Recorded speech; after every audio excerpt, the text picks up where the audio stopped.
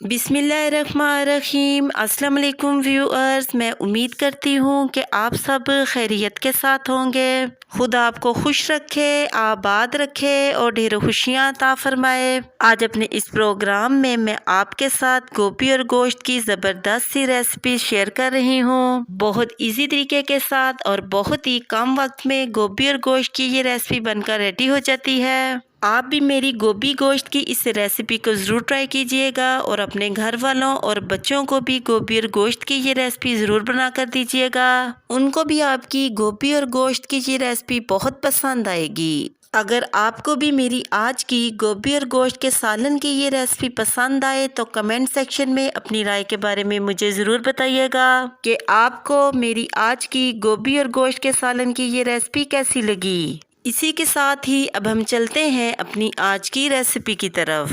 आज हम बहुत ही टेस्टी गोभी और गोश्त का सालन बनाने जा रहे हैं। गोभी और गोश्त का सालन बनाने के लिए सबसे पहले एक पैन में हमने हाफ प्याली कुकिंग ऑयल ऐड करना है।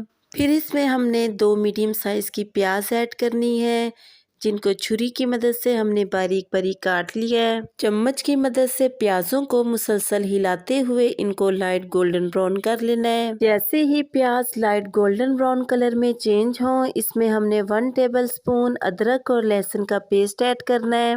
चम्मच की मदद से इसको मुसलसल हिलाते हुए 5 से 6 मिनट तक प्याजों के साथ फ्राई करना है। अदरक और लहसुन को फ्राई करने से इनका कच्चापन बिल्कुल ख़त्म हो जाएगा।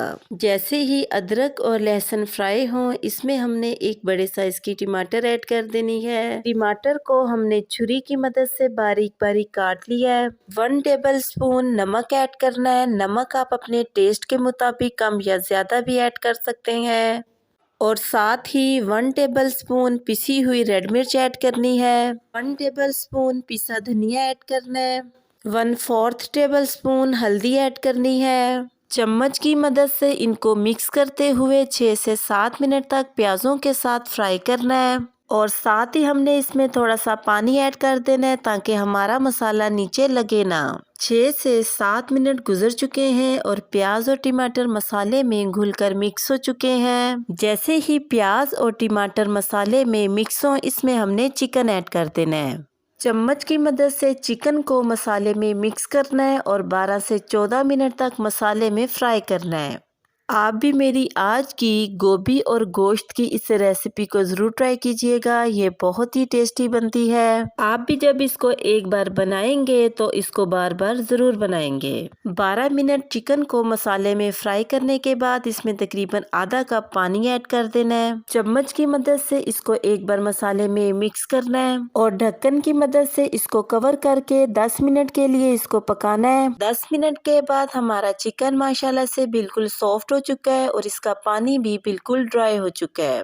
चम्मच की मदद से एक बार चिकन को मिक्स करना है और फिर इसमें हमने 1 किलो फूल गोभी, जिसको इस तरीके के साथ हमने काट लिया था, ऐड करनी है। चम्मच की मदद से एक बार इसको चिकन के साथ मिक्स करना है।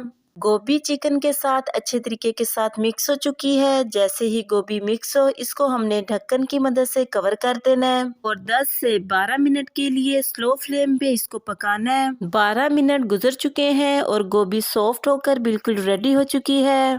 लास्ट पर इसमें हमने 1/4 टेबलस्पून पिसा गरम मसाला ऐड करना है। 1/4 टेबलस्पून रोस्ट किया हुआ पिसा हुआ जीरा ऐड करना है। 4 से 5 अदद साबुत हरी मिर्चें ऐड करनी है। थोड़ा सा बारीक कटा हुआ हरा धनिया ऐड करना है।